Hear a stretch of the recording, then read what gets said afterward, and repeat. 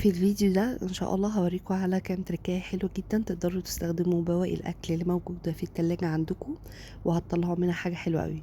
زي ما أنتم كده شايفين أنا عملت صينية جلاش مورقة فيها كده كام تركة حلوة، إن شاء الله في الفيديو هاوريها لِك.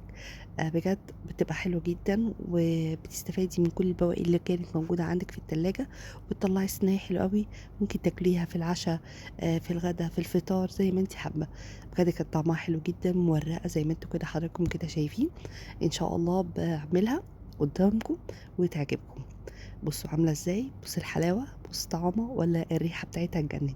واحلى حاجة في الموضوع ان انت مش هتدخليها خالص في الفرن نهائيا، انت هتعمليها على عين البوتاجاز، عشان اي ست بيت عندها الفرن بايظ تقدر برضو تعمل لاولادها حاجة حلوة زي دي كده على عين البوتاجاز. يلا بقى بينا نشوف الحلاوة والطعام والقرمشة والقطقطة اللي انا عاملاها دي عاملاها ازاي. إحنا هنا بنحب الحاجة شوية الحراقة شوية، فأنا استخدمت هنا فلفل أخضر حامي وفلفل رومي. ممكن تستغني عن الحامي براحتك.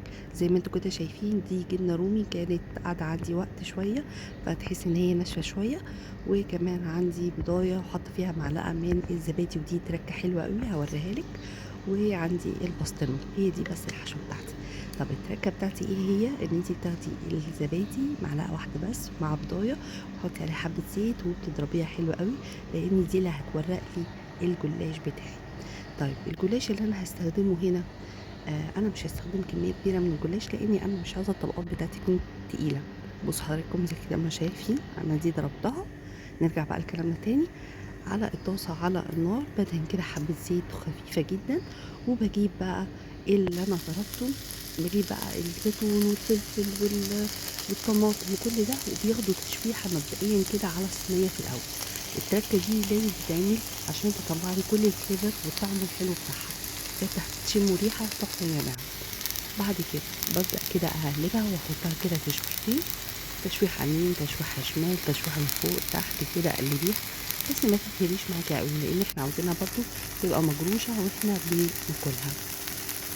زي ما حضرتك كده شايفة ببدأ بقى منزل بالخليط البيض اللي هو فيه معلقة من الزبادي، ودي تركة حلوة قوي إن شاء الله تعجبك بديل للبن.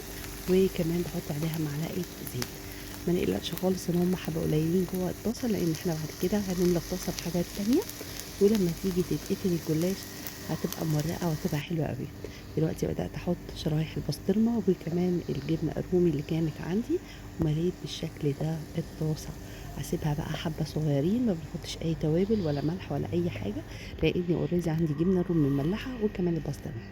هاخد بقى ال3 ورقات فقط من ورقة الجلاش وبادهنها بحبة زيت صغيرين، وباخد منهم بس ورقة واحدة وبابدأ أكرمشها على الصينية عشان تديني فوليوم للجلاش بتاعي، وكمان تبقى مورقة.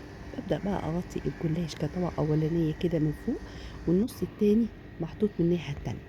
بابدأ أقلبها بتكون بالمنظر الحلو اللي انتوا شايفينه دوت. بصوا الجمال، بصوا الطعامة. وابدأ أغطيها وبقفلها من النص التاني المتبقي.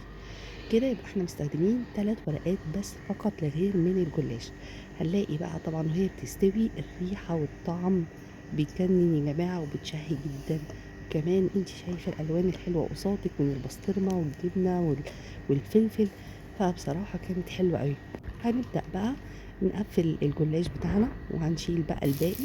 والجلاش بتاعنا أول ما بيستوي ونشوفه محمر كده بنقلبه على الناحية التانية. بصوا الحلاوة، بصوا الطعمة، بصوا الشقاوة. بجد يا جماعة حلو قوي، يعني جربوها ان شاء الله هتعجبكم، ويعني هترمي معاكم كتير. الفطيرة دي انت لو حبيتي تجيبيها من اي مكان على الاقل 60 جنيه، يعني ده اقل واجب. فاحنا ليه يعني؟ انا طبعا ما بقولش حاجه، طبعا انا فاتحه وبقى لقمه اكل عيش ليا برضو، بس انا عاوزه اقول لست البيت ان انت ممكن تعملي كل حاجه ببيتك وهتوفر معاكي كتير قوي. دلوقتي انا قلبتها على الناحيه التانية عشان تاخد الوش الاحمر المحمر دوت، وكل ده على عين البوتاجاز ما دخلتش خالص جوه الفرن.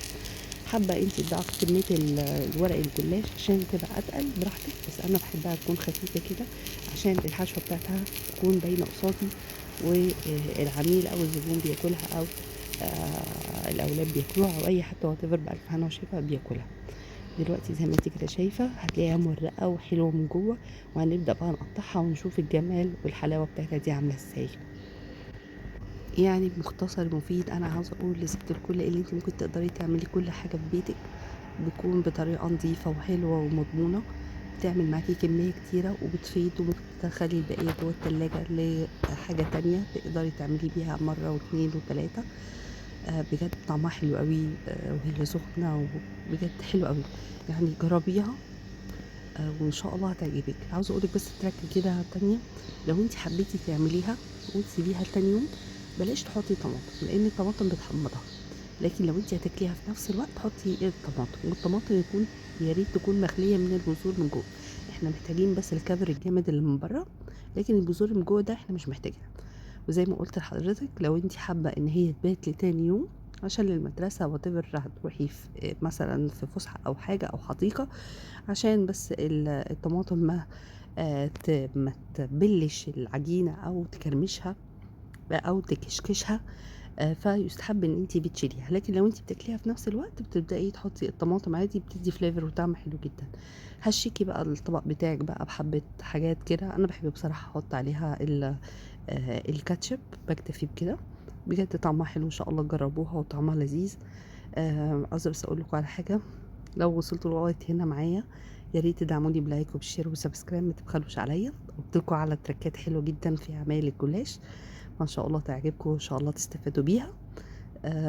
والسلام عليكم ورحمة الله وبركاته، وانتظروني في فيديو جديد من فيديوهات المطبخ المصري. بصوا يا جماعة الطعمة يا نهار أبيض، ايه الحلاوة دي، مورقة وجميلة، ايه ده، ايه ده، ايه الجمال ده بجد كان طعمها حلو قوي، ايه الحلويات الحلوة دي يلا تسلم ايدي وبألف هنا وشفا على اللي أكلها، بجد حلوة أوي جربوها اوعوا ما تجربوهاش، بجد حلوة أوي وسريعة وحلوة وموفرة، صدقوني موفرة، إن شاء الله هتعجبكم. يلا بقى أنا مش هطول عليكم أكتر من كده، بس أنا عارفين انتوا بس لو في حبة من الصوت وكده ينزل كده الصوت بتاعها بجد هتسمعوا، يعني بصوا أنا مش عارفة بص عاملة ازاي حلوة أوي ما شاء الله ما شاء الله ما شاء الله تبارك الرحمن، حلو أوي أوي أوي أوي أوي جميلة. يلا بقى أنا بقى قفلتها لأن ده بقى اللي فاض، فإن شاء الله بقى بناكلها يعني في الفطار وكده.